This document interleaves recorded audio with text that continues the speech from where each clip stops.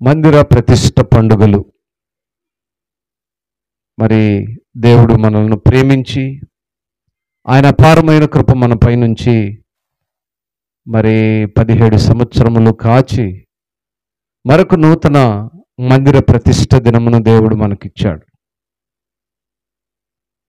మందిరము అంటే మన అక్కర్లు చెప్పుకునే స్థలము. మందిరము అంటే దేవుని దీవెనల నిలయము. మందిరము అంటే ఆయనతో మనము మాట్లాడే స్థలము. మందిరము అంటే ఆయన పిల్లలైన వారిని కాచే స్థలము. ఆ మందిర ఆవరణములో ఉండటము అది కృప. ఎటువంటి కృప అంటే ఒక కీర్తన పాడుకుందామా? కృప కృప సజీవులతో నన్ను నిలిపినది నీ కృప. అందరము కూడా అవునైనా నేను సజీవుడిగా ఉన్నాను కనుకనే నీ సన్నిధానములో నీ మందిర ఆవరణము సమీపములో ఉన్నానని నోరు తెరచి దేవుని గనపరుద్దామా?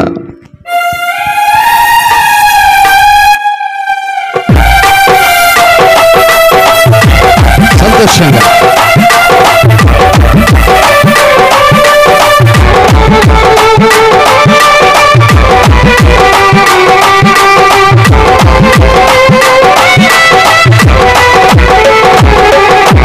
కృప కృప సజీవులతో నన్ను నిలిపినది నీ కృప. నా శ్రమ దినమున నాతో నిలచి నన్ను ఓదార్చిన నవ్య కృప నీదు కృప. నా శ్రమ దినమున నాతో నిలచి నన్ను ఓదార్చిన నవ్య కృప నీదు కృప. కృపా సాగరా మహోన్నతమైన నీ కృప చాలునయ్యా. కృపా సాగరా మహోన్నతమైన నీ కృప చాలునయ్యా. కృపా సజీవులతో నన్ను నిలిపినది నీ కృప.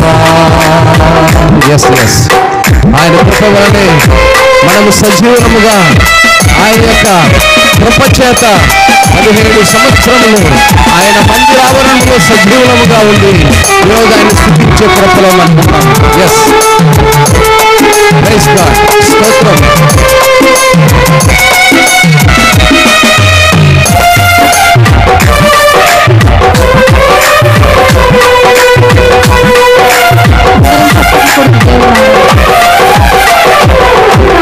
శాశ్వతమైన నీ ప్రేమతో నన్ను ప్రేమించిన శ్రీకరుణ, నమ్మకమైన నీ సాక్షినైనే నీ దివ్య సన్నిధిలో నన్నొదిగిపోయి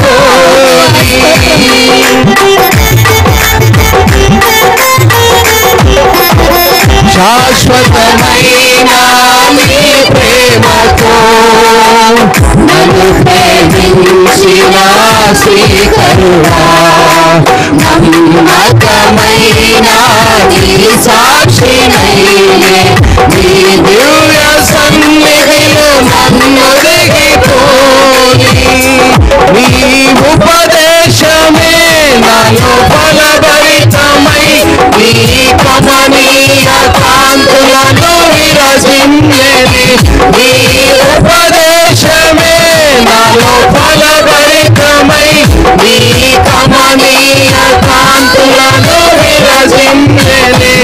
ఈ మహిమను ప్రకటింపనను నీవెనే, మహిమను ప్రకటింపనను నీవెనే.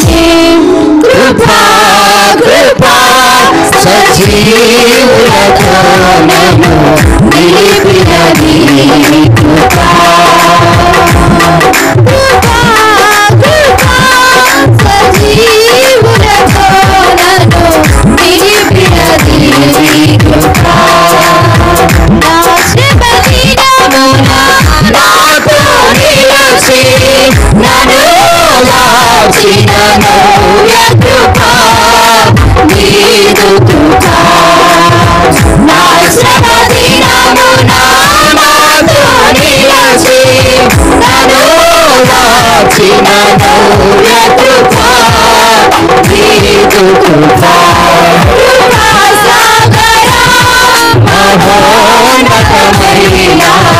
నీ కృప చాలునయా మహోన్నతమైన నీ కృప చాలునయా. స్తోత్రం. ఆయన కృప చేత ఆయన సన్నిధానములో ఆయన ఘనపరచి ఆ ప్రేమను పొందుకొని ఆయన దివ్య సన్నిధిలో ఉండే ఆ ఉన్నత కృపను పొందుకున్న నీవు ధన్యుడవు. ఆ ఉన్నత కృపను పొందుకున్న నీవు ధన్యురాలవు.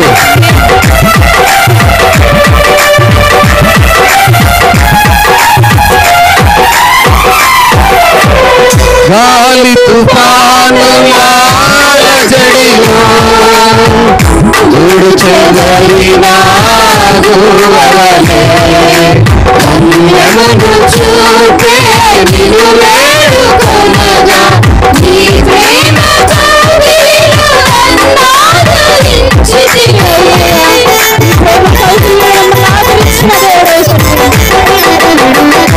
గాలి తుఫానులా జడిలో దూడు చెదరిన గురువలే కన్యమును చూపే నిన్ను వేడుకొనగా నీ ప్రేమతో నీలో నన్నాదరించితివి.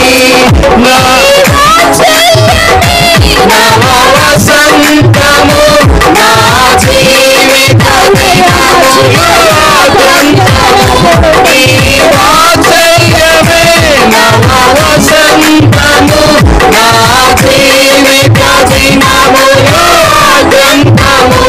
ఒక క్షణమైన విలువని ప్రేమామృతం ఒక క్షణమైన విలువని ప్రేమామృతం కృపా కృపా సజీవులతో నిలిపినది కృపా. చిన్న సజీవులతో మమ్మల్ని బట్టి నీ కృపను బట్టి నీకు స్తోత్రం.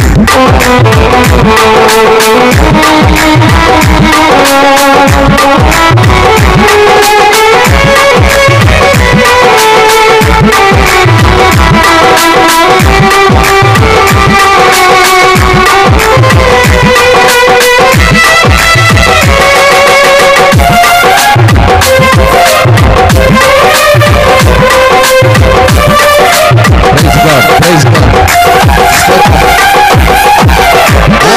ఉన్నతమైన కృపలతో ఆత్మబలముల సంపదతో అతి శ్రేష్టమైన శాస్త్రములు పొంది నీ ప్రేమ రాజ్యములు హర్షించులేదా.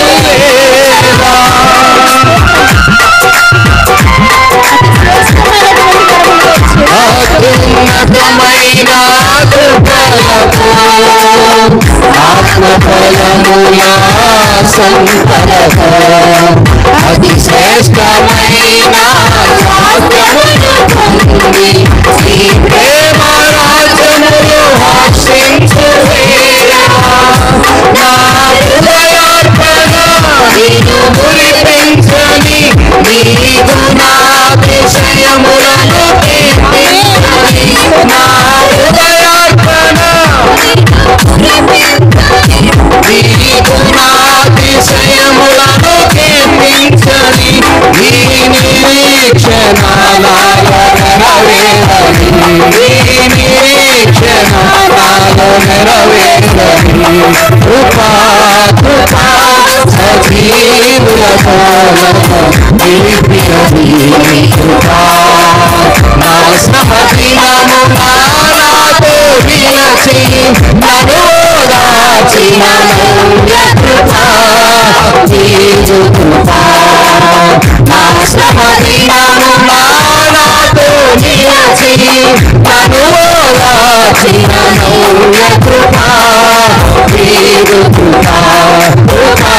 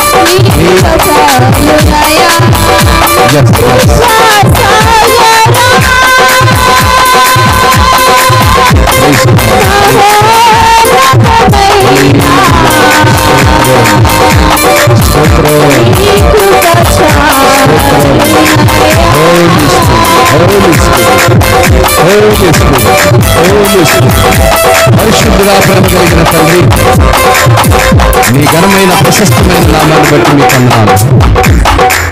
ఇదిగోనైనా నిన్ను ఆరాధించిన బిడ్డలను జ్ఞాపకం చేసుకో. నీ సన్నిధిలో నిన్ను గణపరిచిన బిడ్డలను ఆయన జ్ఞాపకం చేసుకో. ఏ తృష్ణ కలిగి, ఏ ఆశ కలిగి, ఏ నిరీక్షణ కలిగి నీ సన్నిధానంలో కూడి నిన్ను గణపరిచున్నారు నీ బిడ్డలను ఆయన మైమరచి ఉత్సహించి ఉత్సాహధ్వనులతో నిన్ను గణపరుచున్నారు. అటు బిడ్డలను ఆయన ఎత్తిపరుచున్నారు. ఇటు నిరీక్షణ లేని వారికి నిరీక్షణ దయచి, ఈ కృపను పొందలేని వారికి కృపనివ్వండి. సజీవులుగా పేరుకు మాత్రమే ఉండి నీ సన్నిధిలో నిన్ను గణపరచలేని బిడ్డలకు ఆ సంఘ సహవాసంలో కూడుకున్నట్టుకు, నీ ఉన్నతమైన కృప పొందుకున్నట్టుకు సహాయం దయచేయండి.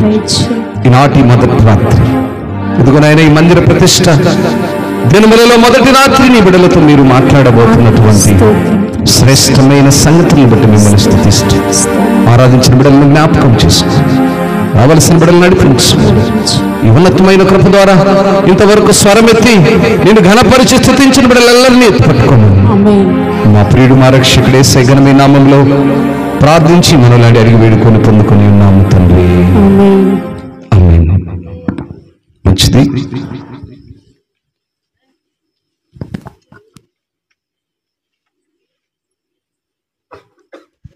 అందరం కూర్చుందాము. దేవుని ఉన్నతమైన కృప చేత ఈనాటి మన యొక్క మందిర ప్రతిష్ట పండుగలు లేదా సభలు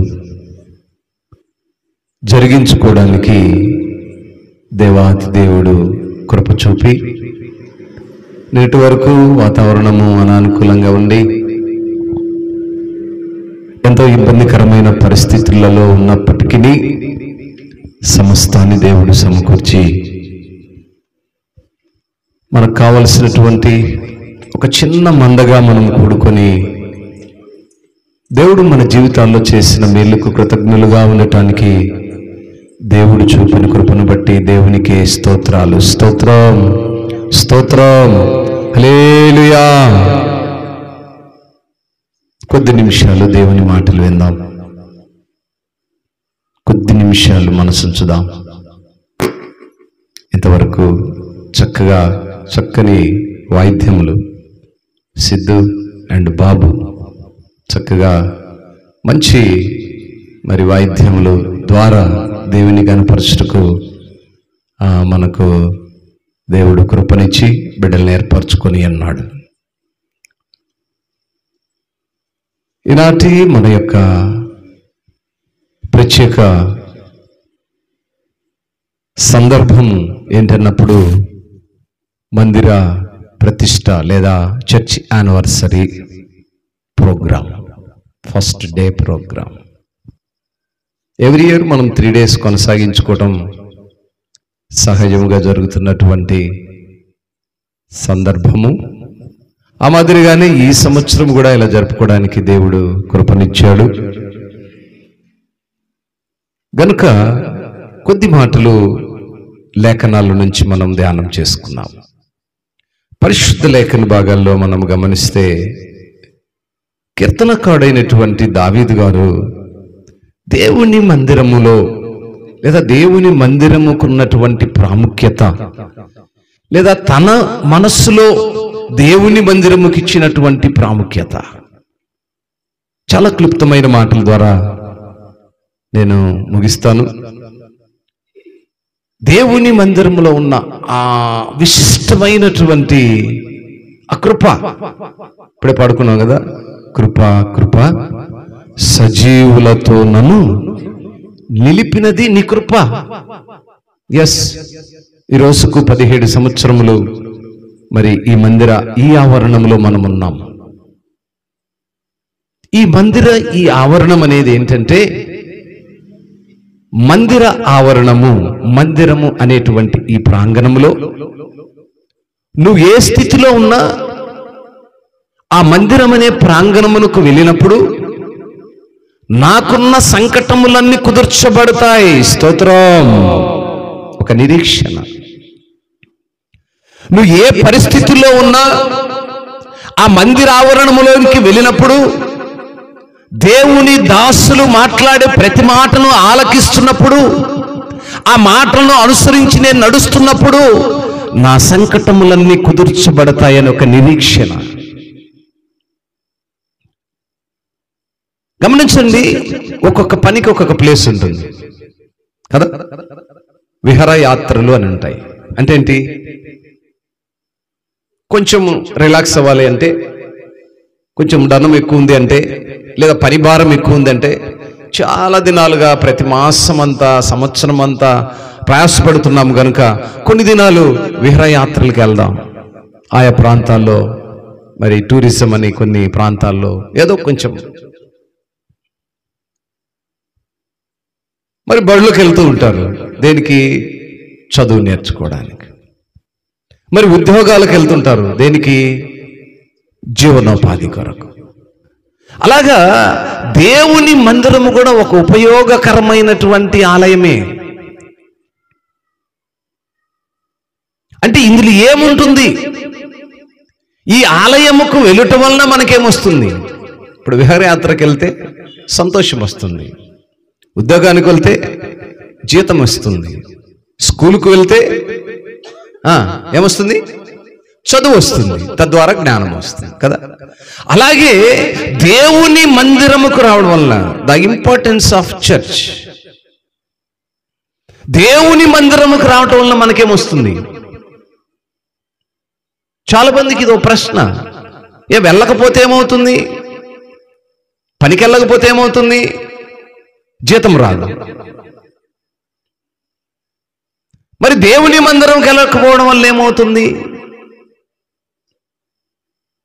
ఇది ఎప్పుడు మన వాళ్ళు ప్రశ్న వేసుకోరు. మనకొచ్చే ప్రశ్న ఏంటంటే అన్ని ప్లస్లే ఉండాలి. మనకేమొస్తాయి? అక్కడికి వెళ్తే మనకేమొస్తాయి? ఇక్కడికి వెళ్తే మనకేమొస్తాయి? అక్కడికి మనం ఎందుకు వెళ్ళాలి? ఆ పనికి మనం ఎందుకు డబ్బులు ఇవ్వాలి? ఏమండి, ఈనాడు ప్రతి చిన్న కుగ్రామాల్లో కూడా దేవుణ్ణి స్తుతించడానికి కుటుంబాలుగా సంఘాలు కుటుంబాలుగా, స్త్రీలేమి పురుషులేమి పెద్దలేమి అనేక మంది దైవజనులను ఆయా ప్రాంతాలను పిలిపించుకొని లక్షల కొలది ఖర్చు పెట్టి మందిర ప్రతిష్ఠ పండుగలు ఘనముగా జరిగించుకుంటూ ఉన్నారు. ఎందుకు జరిగించుకోవాలి? ఇది ప్రశ్న. చాలా జాగ్రత్తగా, చాలా మంది ఎరుగని ప్రశ్న. ఎందుకు పెట్టుకోవాలి? ఇప్పుడు ఏం సంవత్సరంకోసారి ప్రతిష్ఠ పండుగలు చేసుకోవాలన్నా? రోజు అన్నం తినాలన్నా అనుకోవచ్చుగా. ఏమండి, ఇప్పుడు మళ్ళీ ఒక హాఫ్ అన్ అవర్లో ముగించకపోతే ఆకలి అవుతుంటుంది. ఎందుకని? దేవుని దయవల్ల ఇప్పుడు అందరికి మంచి రోగాలు ఉన్నాయి. ఏం రోగాలు? బీపీ అని, షుగర్ అని, అవి టయానికి తినాలని, లేకపోతే ఆ రోగాలు పెద్ద అవుతాయి. ఎంత టైం మెయింటైన్ చేస్తాము? ఆరోగ్యం బాగుండాలా, ఆ తర్వాత సంపాదించాలా, మన ఇష్టానుసారమైన బ్రతుకులు బ్రతకాలి. కాబట్టి టైం టు టైం మనం భోజనం చేయాలి. ఓకే, మంచిదే, తప్పేం కాదు. మరి మందిరంకి వెళ్తే ఏమొస్తుంది? మందిర పండగలు జరుపుకుంటే ఏమొస్తాయి? మందిరంలో ఏముంటుంది? ప్రార్థనకి ఎందుకు వెళ్ళాలి? మందిరంలోనే ప్రార్థన ఎందుకు చేసుకోవాలి? మాకు ప్రార్థన వచ్చు, మా ఇంట్లో మేము చేసుకుంటాం. మీకు చదవచ్చుగా, మీ పిల్లల్ని ఎందుకు బడి పంపుతారు? ఏమండి? మనకు చదవచ్చు కదా, ఎందుకు మన పిల్లల్ని స్కూల్ పంపడం? మనమే చెప్పుకుంటే పోలా, మనమే రాసుకున్న సర్టిఫికేట్ ఇచ్చేద్దాము. మా వాడు ఇవాళ 10th అయిపోయింది, రేపు ఇంటర్మీడియట్. ఇప్పుడు మా డిజుకు నేను 10th క్లాస్ సర్టిఫికేట్ ఇచ్చేస్తా. 10th అయిపోయింది మా డిజు, రేపు ఇంటర్మీడియట్. యాక్సెప్టెడా? కొన్ని పనులకు, కొన్ని క్రియలకు దానికి తగిన జీతం అనేది ఉంటూ ఉంది. అది ఎరుగని చాలా మందిలో ఉన్నటువంటి మూర్ఖపు ఆలోచన ఏంటంటే, ఎందుకు వెళ్ళాలి మందిరానికి? వెళ్ళకపోతే ఏమవుతుంది? ఆ ప్రతిష్టలు చేసుకోకపోతే ఏమవుతాయి? మీ పిల్లల బర్త్డేలు చేసుకోకపోతే ఏమవుతాయి? బర్త్డేకి ఒక కేకు, వాడికి ఒక డ్రెస్సు, వాడి కోసం కనీసం ఏమి లేదంటే కూడా 2000 ఖర్చు పెడతావు. సంవత్సరంకి ఒకసారి మందిలో ప్రతిష్ట పండుగలు అంటే ఒక్కొక్కడు ఒక్కొక్కటి చెప్తా ఉంటాడు. ఎందుకు సంవత్సరం పెట్టుకోవాలన్నా? 5 ఏళ్ళకి ఒకసారి పెట్టుకుంటేమి 500 పంచాయితీయా? ఎన్ని యక్ష ప్రశ్నలు! అవి ఎవడన్నా చేయడానికి ముందుకెళ్తే నీకేం డబ్బులు ఉన్నోడివే. ఇవన్నీ ఏంటంటే సాకులు. పాపం అనేటువంటి లోకంలో బ్రతుకుతూ దేవునికి దూరస్తుడుగా ఉంటూ అనేకమైనటువంటి పాపపు ఆలోచనలు మనసులో పరిగెడుతూ ఉంటాయి. చూసావు? ఆ అపవాదం అనేవాడు వీళ్ళు ఉంటాడనమాట. వీడేం చేస్తాడంటే ఆయన కూడా చెడగొడతాడు. వీడు వెళ్ళడు, ఆ వెళ్ళేవాడిని కూడా వెళ్ళనివాడు. అయితే పరిశుద్ధ గ్రంథంలో కీర్తనకారుడికున్న మంచి మనస్సు, ఆ మనస్సు నాకు కావాలి, ఆ మనస్సు నాకు కావాలి అనే ఆలోచన ఈరోజు నీకు, నాకు, మనకు కలగాలి. స్తోత్రం. కీర్తనకారుడు కీర్తనల గ్రంథము 27వ కీర్తన 4వ వాక్యాన్ని చూద్దామా? యెహోవా యొద్ద ఒక వరము అడిగి తిని దానిని నేను వెతుకుచున్నాను. చాలుమా, ఒక్క మాటే, ఎంత చక్కటి మాట కదా. దేవుని యొద్ద ఒక వరాన్ని అడుగుతున్నాను, ఆ వరాన్ని నేను ఎదుగుతున్నాను. దేవుణ్ణి మందిరానికి వెళితే కదా నువ్వు దేవుణ్ణి వరం అడగటానికి. ఆ వరము కోసం ఎదుగుతూ ఉన్నాడట కీర్తనకారుడు. ఇంతకు ఏ వరం కావాలని కోరుకుంటున్నా ఆయన? ధనము కావాలనా? రాజు కంటే ఇంకా గొప్ప అయినా ఉన్నాయేమో కావాలనా? ఉన్న ధనము సరిపోక అందుకు రెట్టింపు ధనము కావాలనా? కలిగిన భార్యలు గాక ఇంకా ఏమైనా ఎక్స్ట్రా భార్యలు కావాలనా? ఉన్న బిడ్డలు గాక ఇంకా బిడ్డలు కావా? మరి ఏం కోరుకుంటుండ ఆయన? నీకులాగా నాకులాగా పిచ్చి ఆలోచనలు చేయట్లేదు ఆయన. ఏమండి, దేవుని దగ్గర ఒక వరం అడగటానికి దేవాలయాన్ని దేవుడు మనకిచ్చింది. ఏంటా వరము? కీర్తనాకారుడికి ఉన్నటువంటి కోరిక వేరు, మనకున్న కోరికలు వేరు. మనం దేవుని దగ్గరకు వచ్చి ఏం వరం అడుగుతాం? అయ్యా నాకు మంచి ఉద్యోగమి, మంచి భర్తని, లేకపోతే నా కుటుంబాన్ని కాపాడు, నా బిడ్డలను కాపాడు, నాకు కావలసిన ధనాన్ని, నాకు కావలసినటువంటి ప్రతి అవసరతను తీర్చు, ఇంకా అయితే నాకు ఏ అనారోగ్యం లేకుండా కాపాడు. ఏమంటే ఇంతకంటే ఎక్స్ట్రా ఏదన్నా అడిగే వాళ్ళు ఎవరన్నా ఉన్నారా? ఎవరన్నా ఉన్నారండి? ఉండరు.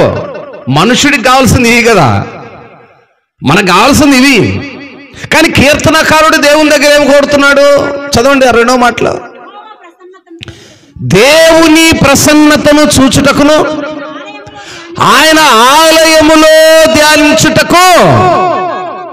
ఏమండి, ఎప్పుడన్నా మనసులో, ఇప్పుడైనా అనుకోండి, నా ప్రియ దేవుని సంగమా, ఇప్పుడైనా అనుకో, ఇన్ని దినాలు అనుకోలేదేమో, ఇప్పుడైనా నువ్వు ఏమనుకోవాలంటే దేవుని ఆలయములో నివసించాలని, ఆయన ప్రసన్నతను పొందుకోవాలని, అది జీవిత కాలము ఉండాలని. స్తోత్రం, హల్లెలూయా.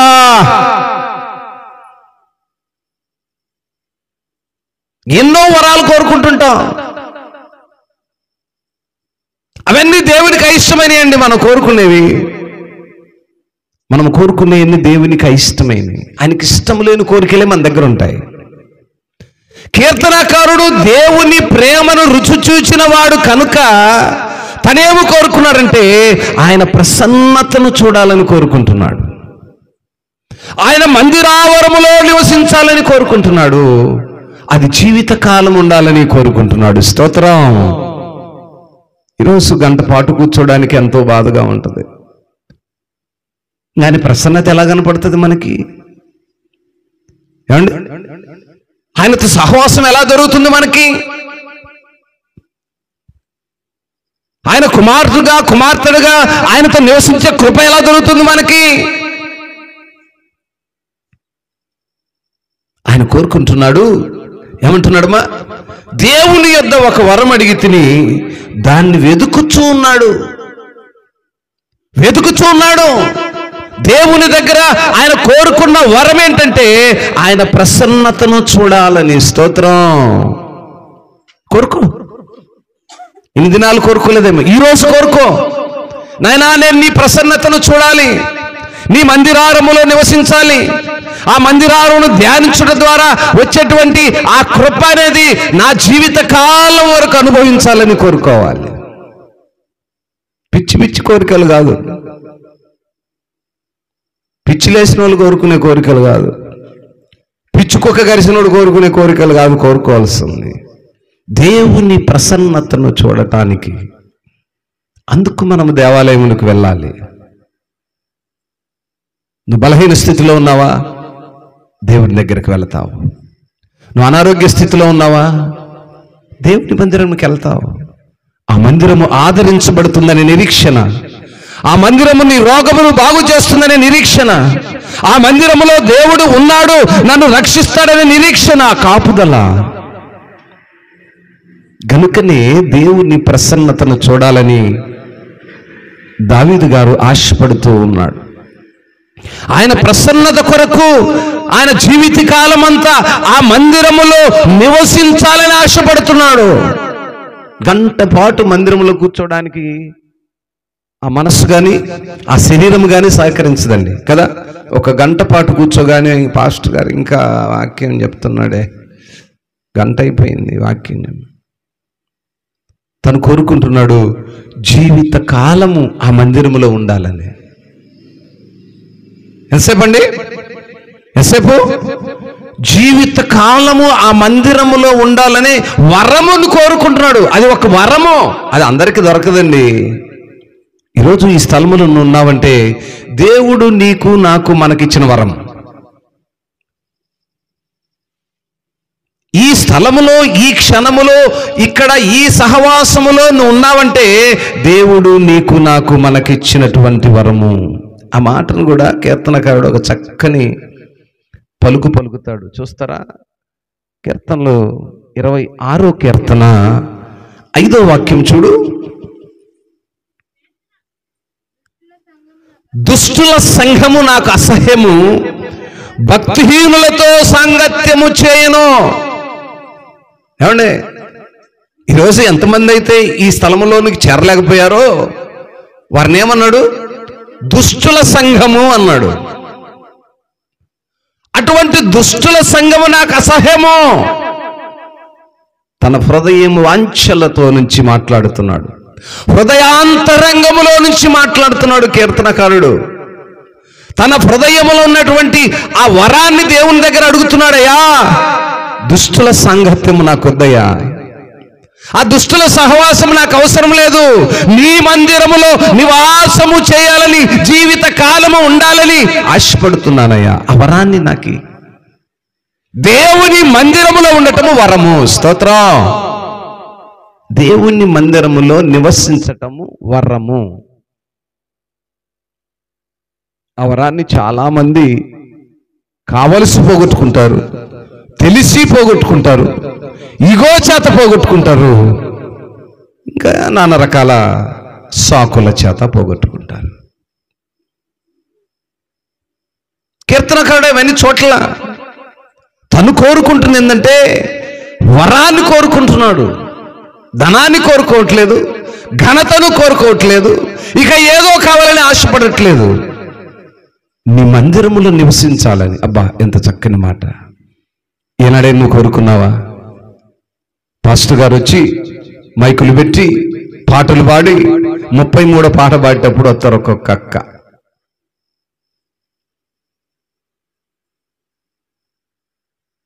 ఉండేదే గంట, ఆ గంటలో 33 పాట పాడేటప్పుడు వచ్చి కూర్చుంటారు.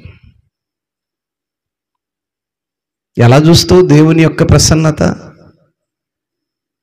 ఎలా దొరుకుతుంది దేవుని దగ్గర వరము? ఆ వరం అనే కోరిక ముందు మనలో ఉంటే కదా. దేవుని మందిరానికి వెళ్ళాలి, ఆ ప్రసన్నతను చూడాలి, ఆ ప్రసన్నతను పొందుకోవాలి, ఆ వరాన్ని నేను కోరుకోవాలి, దుష్టుల సాంగత్యమును విడిచిపెట్టాలి. ఆయన కోరుకుంటున్నాడు, దావీదు గారు కోరుకుంటున్నాడు కదా, 6లో అంటున్నాడు కదా, దుష్టుల సంఘము నాకు.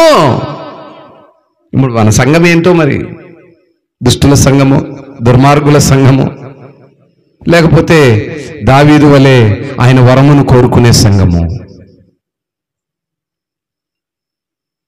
ఆయన ప్రసన్నతను చూడాలనే సంఘమా? మనం ఏ సంఘం అయి ఉన్నాం? దుష్టుల సంఘముల నుంచి వేరు చేయబడాలి, ఆయన ప్రసన్నత అనేటువంటి వరమును కోరుకునే సంఘముగా మనం ఉండాలి. అందుకంటున్నాడు, అటువంటి సంఘముతో సాంగత్యము చేయను. అటువంటి వారిని ఏమన్నాడు? భక్తిహీనులు. ఆ దుష్టులు అనబడే వారు ఎవరంటే భక్తిహీనులు. అటువంటి వారితో నేను సహవాసము చేయను. అలాంటి వారి నుంచి నన్ను వేరు చేయి. కోరుకోవాలి నా ప్రియ దేవుని సంఘమా, మనం కూడా అలా కోరుకోవాలి. అయ్యా, దుష్టుల సంఘం నుంచి నన్ను అసహ్యము, భక్తిహీనుల సాంగత్యం నుంచి నన్ను దూరపరచు. 8వ మాట చూడు, యెహోవా నీ నివాస మందిరమును, నీ తేజోమహిమ నిలుచు స్థలమును నేను ప్రేమిస్తున్నాను. దేవుడు నివసించే స్థలము తేజోమహిమ నిలిచే స్థలం గనుక అక్కడ ఉండాలని నేను కోరుకుంటున్నాను. గనుకనే ఆ దుష్టుల సహవాసము, ఆ సంఘము నాకు అక్కర్లేదు. నీ తేజో మహిమ నిలిచి ఆ స్థలములో నేను నివసించాలని కోరుతూ ఉన్నాను అన్నాడు. సొలొమోను మందిరాన్ని కట్టించిన తర్వాత కూడా, ఆ మందిర ప్రతిష్ఠ అయిన తర్వాత ఆయన తేజో మహిమ ఆ మందిరముపై నిండెను అని రాయబడి ఉంటుంది. చూద్దాం ఆ మాట, చూడండి ఎక్కడ రాయబడి ఉంటుంది. 2వ దినవృత్తాంతాల గ్రంథము 5వ అధ్యాయము, 2వ దినవృత్తాంతములు 5వ అధ్యాయము అనుకుంటున్నాను, 14, 13 నుంచి చదువు.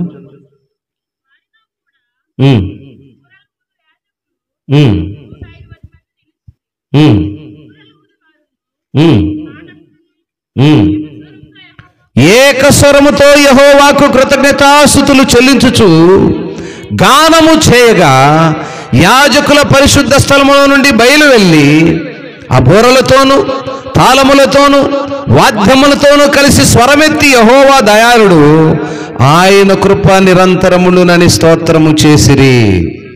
అప్పుడొక మేఘము యెహోవా మందిరము నిండా నిండెను, యెహోవా తేజస్సుతో దేవుని మందిరము నిండుకొనగా. స్తోత్రం. ఏంటండి? దేవుని యొక్క తేజస్సుతో ఆ మందిరము నిండిపోయినదట. యాజకులు, దేవుని సేవకులు, దైవజనులు అనేక మంది ఆ మందిరములో చేరి నోరు తెరచి స్వరమెత్తి బిగ్గరగా కీర్తనలు పాడుచు గంభీర జయధ్వనులతో ఆయన ఆరాధించినప్పుడు అక్కడ ఏం జరిగిందట? ఆయన యొక్క తేజస్సు ఆ స్థలముపై నిండెను, ఆ మందిరముపై నిండెను. నా ప్రియులారా, దేవుని తేజస్సు నిలిచే స్థలం ఇది. దేవుని తేజస్సును చూచే స్థలం ఇది. నీ దీన స్థితిలో, నీ బలహీన స్థితిలో, నీ భక్తిహీన స్థితిలో నిన్ను నించోబెట్టే స్థలం ఇది. నీ ప్రాణము ఆయాసకరమైన స్థితిలో ఉన్నప్పుడు నిన్ను ఆదరించే స్థలం ఇది. నీ పాపపు బ్రతుకును గుర్తు చేసే స్థలం ఇది.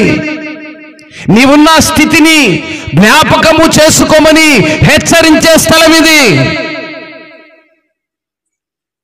ఇది దేవుని మందిరమే కానీ వేరొకటి కాదు అంటాడు. దేవుని తేజస్సు నిలిసే స్థలము. ఆ తేజస్సును అనుభవించటానికి కీర్తనకారుడు దేవుని దగ్గర, అయ్యా నేనొక వరం అడుగుతున్నాను. ఎంతమంది అడుగుతున్నారండి ఈరోజు వరము? ఎంతమంది దేవుని తేజస్సును చూడాలని ఆశతో ఎదురు చూస్తున్నారు? ఆశతో ఎదురు చూసేవారు వేగరమే చేరతారు ఆ ప్రాంగణంలోనికి. మైక్ శబ్దం వినపడగానే చేరతారు ఆ ప్రాంగణంలోనికి. పేరుకు వెళ్దాం, ఆ యొక్క పైనాకు పోదాం, ఆమె ఏం చీర కట్టుకొని వస్తుందో చూసినాక దాన్ని బట్టి నేను రెడీ అయిపోదాం. అంటే ఆమె ఎట్ట తయారవుతుందో చూసి మనం వెళ్ళేది దేనికండి? దేవుని తేజస్సును అనుభవించడానికి. ఆ వెలుగు, ఆ ప్రసన్నత, ఆ ప్రభావము మన మీద కృమ్మరించబడుతుందనేది ఆ ఎరిగి అది అనుభవించడానికి వెళ్తాం. ఆ అనుభవాన్ని కలిగిన కీర్తనకారుడు అంటున్నాడు, ఇంకా 9వ మాటలంటాడు, 26:9 కీర్తన, పాపులతో నా ప్రాణమును చేర్చకుము, నరహంతకులతో నా జీవమును చేర్చకుము. ఏమండి, ఎప్పుడు మన ప్రాణం గురించి దేవుని దగ్గర అడగాలి, అయ్యా పాపులతో నా ప్రాణాన్ని చేర్చొద్దు, అన్ని జనుల సహవాసంలో నన్ను ఉంచొద్దు, నరకంతకుల యొక్క సాంగత్యము నాకు అక్కర్లేదు. దేవుని ఆవరణములు నివసించాలంటే ఎన్ని సంగతులు మనం అడగాలో, ఎన్ని సంగతులు మనము దేవుని దగ్గర మొరపెట్టాలో, ఎన్ని సంగతులు మనం మొరపెట్టగలిగితే అంత ఉన్నతమైన కృపను మనం పొందుకుంటాం. స్వరమెత్తి అడగాలట, కంఠధ్వని వినపడులాగున. అందుకే 27:7 అంటాడు, 27:7 చూడు, యెహోవా నేను కంఠధ్వనెత్తి నిన్ను ప్రార్థించినప్పుడు నా మనవి ఆలకింపుము. దేవుని సన్నిధిలో నువ్వు ప్రార్థిస్తున్నప్పుడు, నువ్వు కీర్తిస్తున్నప్పుడు, నువ్వు ఆరాధిస్తున్నప్పుడు నీ కంఠధ్వని ఆయనకి వినపడాలి. సనుక్కోకూడదు, గొనుక్కోవడానికి కాదు మనం వచ్చింది దేవుని సన్నిధిలో. బిగ్గరగా స్వరమెత్తి ఆయన గణపరచాలి. మనము స్వరమెత్తి గణపరుస్తున్నప్పుడు అది ఆయనకు వినిపించాలి. అట్టి స్వరమెత్తి గణపరిచే అనుభవాన్ని నువ్వు కలిగి ఉన్నావా?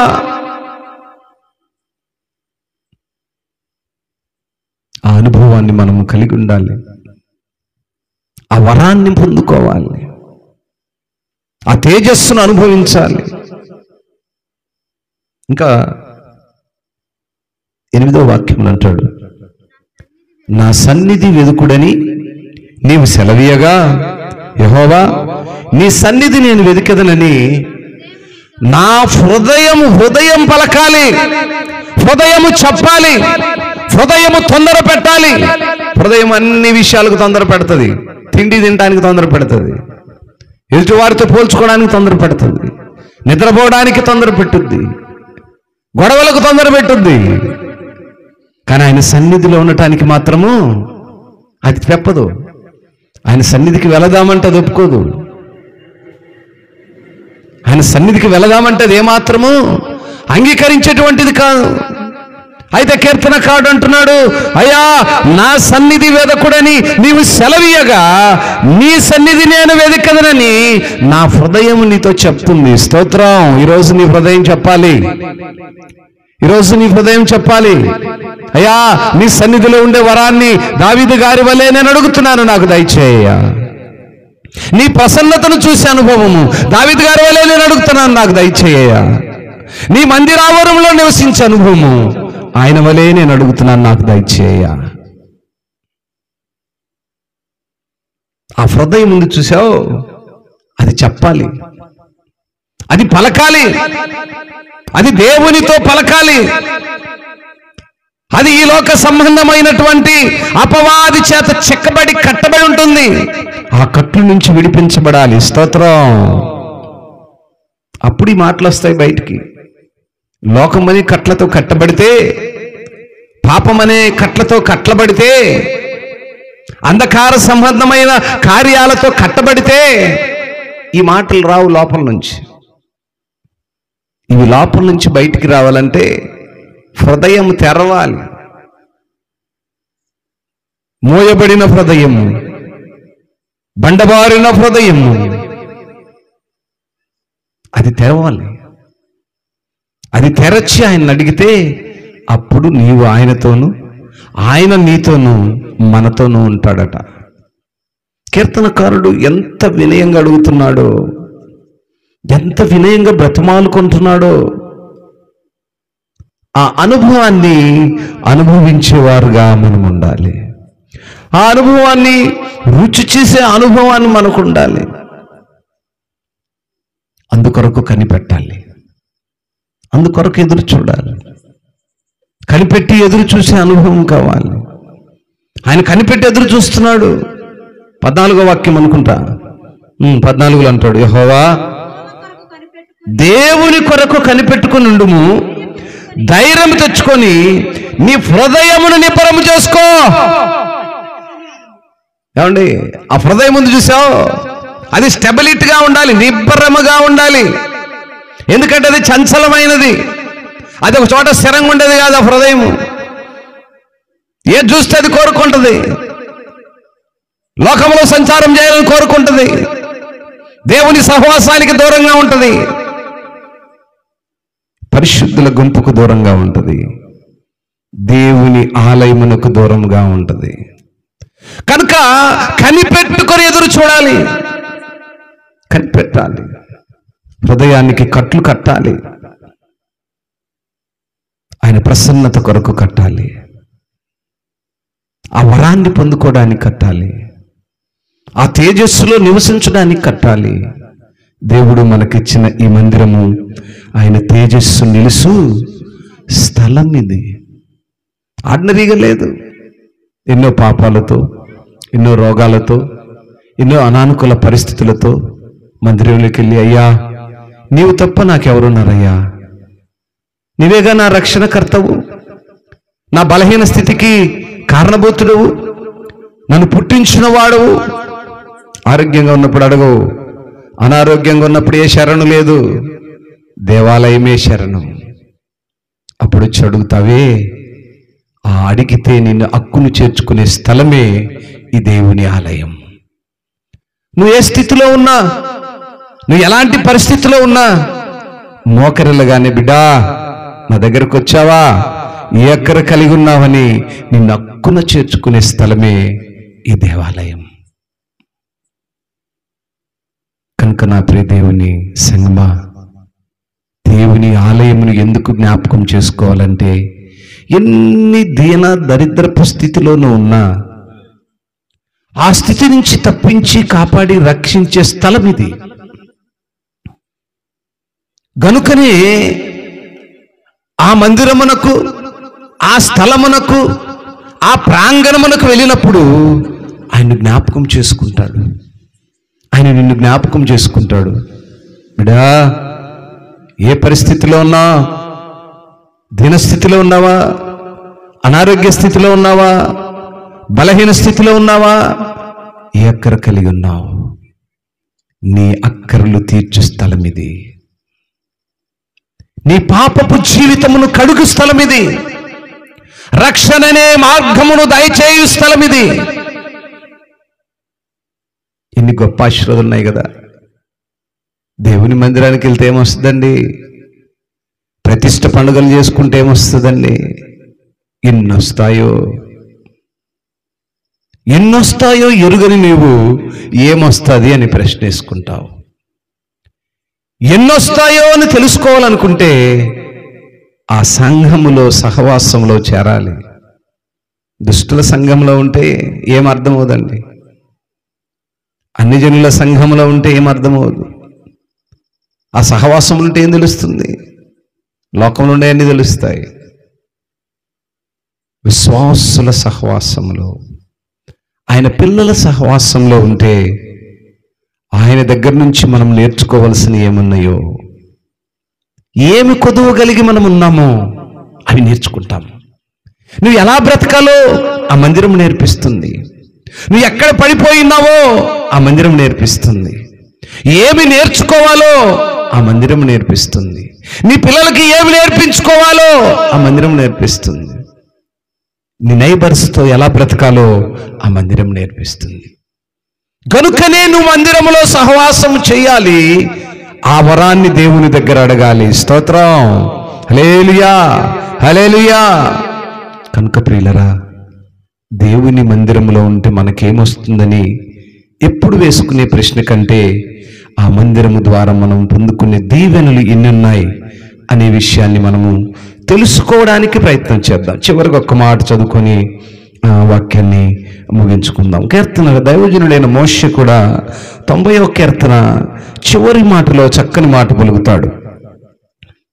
90:17 మా దేవుడైన యెహోవా ప్రసన్నత మా మీద నుండునుగాక, మా చేతి పనిని మాకు స్థిరపరచుము. నీ చేతి పనిని స్థిరపరచాలి అంటే దేవుని ప్రసన్నతను కోరుకోవాలి. దైవజనుడైనటువంటి మోషే కూడా ఇక్కడ ప్రార్థన చేస్తున్నాడు 90వ కీర్తనలో. అయ్యా, నీ ప్రసన్నతను మాకు చూపించు, మా చేతి కష్టార్జితాన్ని దీవించు. నీ చేతి కష్టము దీవించబడాలి అంటే దేవుని ప్రసన్నతను పొందాలి. దేవుని దగ్గర వరాన్ని నువ్వు అడగాలి. హల్లెలూయా. గనుక ప్రియులారా, ఈ మొదటి రాత్రి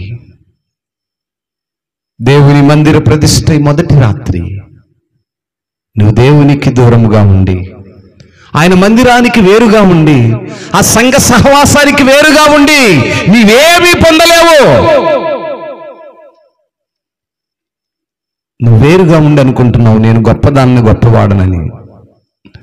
నువ్వు వేరుగా ఉండి అనుకుంటున్నావు నేనేదో పొందుకున్నానని. నువ్వు వేరుగా ఉన్నావంటే దుష్టుల సాంగత్యమును కలిగి ఉన్నావు అని వాక్యం సెలవిస్తుంది. దుష్టుల సాంగత్యము మంచి నడవడికను చెరుపుతుంది. చెడిపోయిన నడవడికను బాగు చేసేదే దేవుని సహవాసము. స్తోత్రం. చెడిపోయిన బ్రతుకులను మార్చేదే దేవుని సహవాసము. చెడిపోయిన బ్రతుకులను అక్కున చేర్చుకునేదే దేవుని సంఘము. గనుక నా ప్రియ దేవుని సంఘమా, ఈ మొదటి రాత్రి దేవుని వాక్యం మాట్లాడుతుంది. ఆయన దగ్గర ఒక వరాన్ని అడుగు. అయ్యా, నీ సన్నిధిలో ఒక వరాన్ని పొందుకోవాలి. ఇన్ని దినాలు నేను అనుకుంటున్నాను నీ మందిరానికి వస్తే నాకేమొస్తుంది అని, ఆ మందిర సహవాసములో నాకేముంటుందని, ఆ మందిరానికి వెళ్ళినప్పుడు నన్ను గొప్పగా చూసేవాళ్ళేరే, నాకు ప్రత్యేక స్థానం ఇచ్చేవాళ్ళేరే అని నీ మనసులో దేవుని కంటే నువ్వు గొప్పగా కనపరచబడాలని ఇన్ని దినాలు అనుకున్నావేమో. వాటన్నిటినీ రాత్రి విడిచేయి. రాత్రి విడిచేయి. ఈరోజు నువ్వు దేవుని దగ్గర కీర్తనాకారుడు వలె ఒక వరాన్ని అడుగు. మోషే వలె ఒక వరాన్ని అడుగు. అయ్యా, నీ ప్రసన్నతను చూడాలి, మా చేతి కష్టార్జితాన్ని దీవించు, మా చేతి పనులను దీవించు. మేము ఉదయకాలం నుంచి సాయంకాలం వరకు నీవిచ్చిన గర్భఫలాలను పోషించుకొనుటకు మేము ప్రయాసపడినటువంటి మా చేతి పనులను దీవించు. ఆర్డినరీగా నువ్వు వెళ్ళి పనిచేస్తే ప్రయోజనం లేదు. దేవుడు దీవించాలి. దీవించకపోతే ఆ కష్టార్జితం నిలబడదు, ఆ శ్రమ నిలబడదు, ఆ సంపద నిలబడదు. ఆ వరాన్ని దేవుని దగ్గర అడగాలి. అన్నీ కలిగి ఉన్నవారు అడిగారండి. ఏమండి మాట తీసుకున్నామా? దావీదు గారు ఎలా ఉన్నాడు? గొర్రెలు కాసుకున్నప్పుడు కూడా ధనవంతుడే. పేరుకు గొర్రెలే కాసుకుంటున్నాడు, కాదు అక్కడ ఘనత లేదు, అవునా? కానీ ధనవంతుడే. 100 గొర్రెలు ఉన్నాడంటే ఈరోజు ఏంటి? గట్టి ఆసామి అంటారు. ఆ రోజు గొర్రెలు కాసుకుంటున్నా కూడా దావీదు ధనవంతుడే. అయినా దేవుడు జ్ఞాపకం చేసుకున్నాడు, అంతకంటే ఘనతనిచ్చాడు. కింగ్, రాజును చేశాడు. రాజు అయినా కూడా తను ఎలా ఉన్నాడు? ఆయన వరాన్ని అడుగుతున్నాడు, ఆయన ప్రసన్నతను అడుగుతున్నాడు. ఈరోజు మనకు 3 పూటలకు సరిపోయే భోజనం ఉంటే దేవుడు ఎవరు అంటున్నాం. 4వ రోజు బువ్వ లేకపోతే అప్పుడు పోతున్నాం దేవుని కాడికి. సారు ఈ మధ్య కష్టాలు ఎక్కువైపోయినాయి, పనులు లేవు, ఇంట్లో జరగటం కూడా కష్టంగా ఉంది. అప్పుడు గుర్తొస్తాడు దేవుడు. సమస్తాన్ని కలిగి ఉన్న రాజు దేవుని దగ్గర ఉండాలని కోరుకుంటున్నాడు. ఏమీ లేని ఇస్తరాకోలే ఉన్నా నీవు నేను మాత్రము దేవునికి దూరంగా ఉంటున్నాం. రైటర్ రంగండి, నిజమా అబద్ధమా? బైబిల్ అదే ఉంది, ఇంకా వేరే ఉన్నదా? ఏమ్మా అదే ఉందా? ఏమీ లేని నువ్వు మాత్రము దేవునికి దూరస్తుగా ఉండి ఎంత ఈగోకి వెళ్తున్నావో. నాకేంటి, నేనేంటి, నీ బొంద. ఆడన్నీ కలిగి ఉన్నాడు, అయినా కూడా ఒదిగి ఉంటున్నాడు.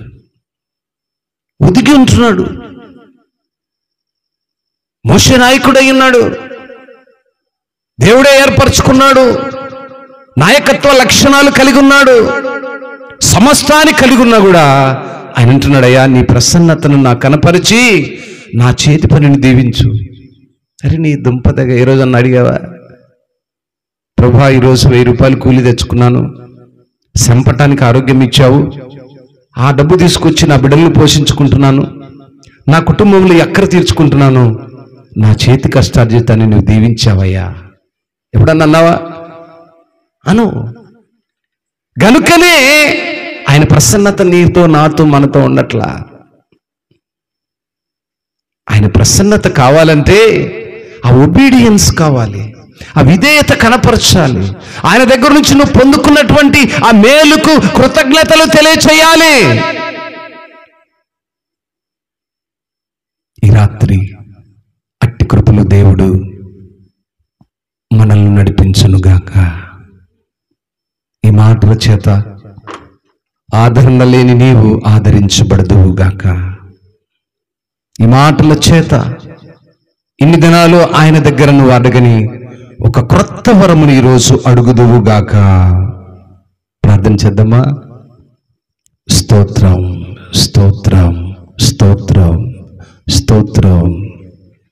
అందరము లేచి నిలబడి ప్రార్థనలోకి భవించుదాం. నేను ఇదిగో నీ సన్నిధానంలో ఈరోజు ప్రభువా, ఈ మొదటి రాత్రి నాతో సూటిగా మాట్లాడిన దేవా నీకు స్తోత్రం. దావీదు గారు అడుగుతున్నాడు, నాయనా నీ సన్నిధిలో నేను ఒక వరమును కోరుతున్నాను. ఆ వరం ఏంటంటే నీలో ఉండాలని, నీతో ఉండాలని, ఆ మందిరంలో నివసించాలని. అబ్బా ఎంత గొప్ప అద్భుతమైన వరం! లోకంలో ఏ మనుష్యుడు కోరని వరము. ఈరోజు నువ్వు ఆ వరాన్ని కావాలని ఆశపడుతున్నావా? ఆయన ప్రసన్నతను చూడాలని ఆశపడుతున్నావా? అయితే నోరు తెరువు. కంఠధ్వని ఆయన కనపడులాగా నోరు తెరువు. నోరు తెరిచి అడుగు, అయ్యా ఇదిగో ఈరోజు నేను స్వరమెత్తి నేను నిన్ను చూడాలని ఆశపడుతున్నాను, స్వరమెత్తి నిన్ను గణపరచాలని ఆశపడుతున్నాను. ఆ వరాన్ని నాకు దయచేయి. ఎస్ లార్డ్, ఆ వరాన్ని దయచేయి. ఆ వరాన్ని నేను పొందుకోవడానికి నీ సన్నిధిలో ఉన్నానయ్యా. ఈరోజు నేను విన్న ఈ మాటలు, నీ దాసుడు నాతో మాట్లాడిన మాటలు, అది నా కొరకేనేమో అని అనిపిస్తుందయ్యా. ఈరోజు నువ్వు నాతో మాట్లాడు, సూటిగా మాట్లాడు. సూటిగా మాట్లాడు. ఇదిగో నేనేమైతే విన్నానో, ఏమైతే ఈరోజు నేర్చుకున్నానో అవి నా హృదయంలో స్థిరపరచబడాలని ఒక్కసారి నోరు తెరిచాడు. ఎస్, నీవు నాకుండగా నీవే నా అండగా,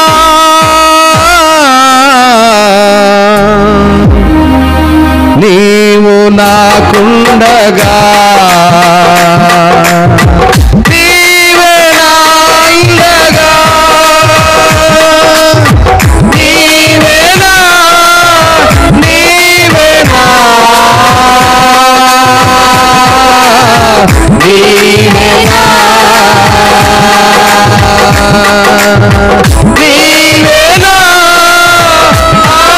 ఆత్మదాహము తీర్చిన వెంబడించిన వంటలు, నీవే నా ఆత్మదాహము తీర్చిన వెంబడించిన వంటలు, కలువల పడినే కొండల వైపు కన్నులెత్తుదునా, కొండల వైపు నా కన్నులెత్తి వధువతో నిన్ను కుమిలెదనా, వధువతో నిన్ను కుమిలెదనా. Yes.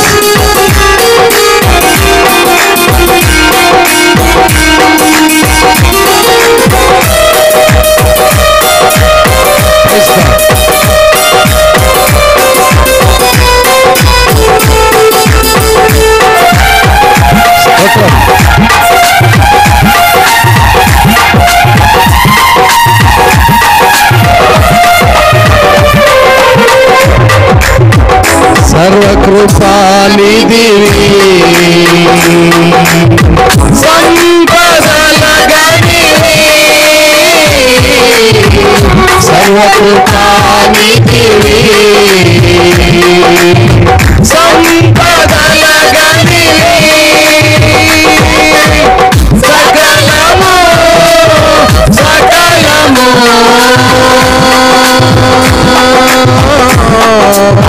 సకలము సకలము చేయగలని వైపేనా కన్నులెత్తి చూచెదా, సకలము చేయగలని వైపేనా కన్నులెత్తి చూచెదా, కలువల పడి కొండల వైపు కన్నులెత్తెదనా, కొండల వైపు నా కన్నులెత్తి వధువతో నిన్ను కుమిలెదనా, వధువతో నిన్ను కుమిలెదనా, నిత్యము కదలని సీయోను కొండపై, నిత్యము కదలని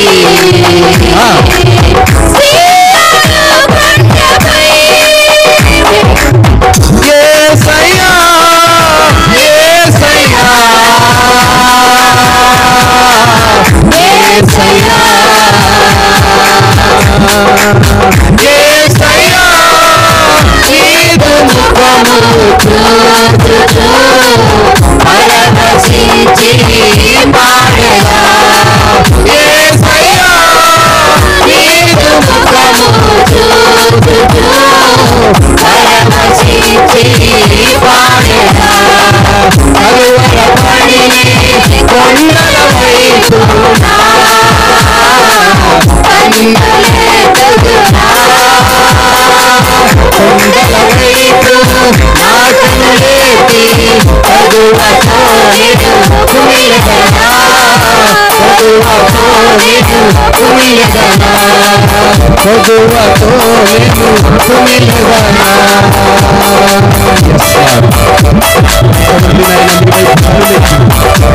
ఆయన కలవరపడుతూ నీలో ఉండాలని, నీతో ఉండాలని, నీతో నివాసం చేయాలని, సహవాసాన్ని కలిగిన అటు పిల్లతో మీరు మాట్లాడండి. ఈరోజు నాయన ఈ మొదటి రాత్రి నాయన, ఇదిగో మందిర ప్రతిష్టపు మొదటి రాత్రి నీ బిడ్డలతో మీరు మాట్లాడిన మన ఉన్నతమైన ఉపదేశం, నీ సన్నిధిలో నివసించే ఆ గొప్ప ధన్యత, ఆ సహవాసము, దుష్ట సాంగత్యము నుంచి వేరు చేయబడినటువంటి జనాంగముగా ఉండుటకు నీ బిడ్డలు మీరు ఏర్పరచుకున్నందుకై స్తోత్రం, అట్టి కృపలో ఉంచినందుకై స్తోత్రం. ఈ మాటలు విన్నటువంటి బిడ్డలు ఎత్తుపట్టండి. ఇదిగోనైనా ఏమైతే మీరు మాట్లాడారో, ఏమైతే నీ బిడ్డలకు బోధించారో, బోధలో తప్పిపోయిన వారు, బోధన ఆలకించిన వారు, ఆలకించి అలక్ష్యము చేసిన వారిని మీ కృపలో జ్ఞాపకం చేసుకున్నాను. ఈ మొదటి రాత్రి మీరుండి మీరు బోధించినటువంటి ఉన్నతమైన ఉపదేశము అనేక మంది బ్రతుకులను నూతనముగా మార్చుటకును, నాయనా ఇహలోక సంబంధమైన ఆలోచనలు తలంపులను మార్చుటకును, దేవుని సన్నిధిలో ఉండి ఆ వరమును పొందుకొని ఆ ప్రసన్నతను పొందుకునే ప్రతిని ప్రియుడు బిడ్డకు దయచేయమని ఇంతవరకు కూటమంతటిలో మీరుండి మీ బిడ్డల్లో నాయన మీ ఉన్నతమైన ఉపదేశము ద్వారా వారిని సంధించినందుకై మీకు స్తోత్రాలు చెల్లిస్తూ యేసే ఘనమైన నామములో ప్రార్థించి మనవులన్నీ అడిగి వేడుకొని పొందుకొని ఉన్నాము తండ్రి.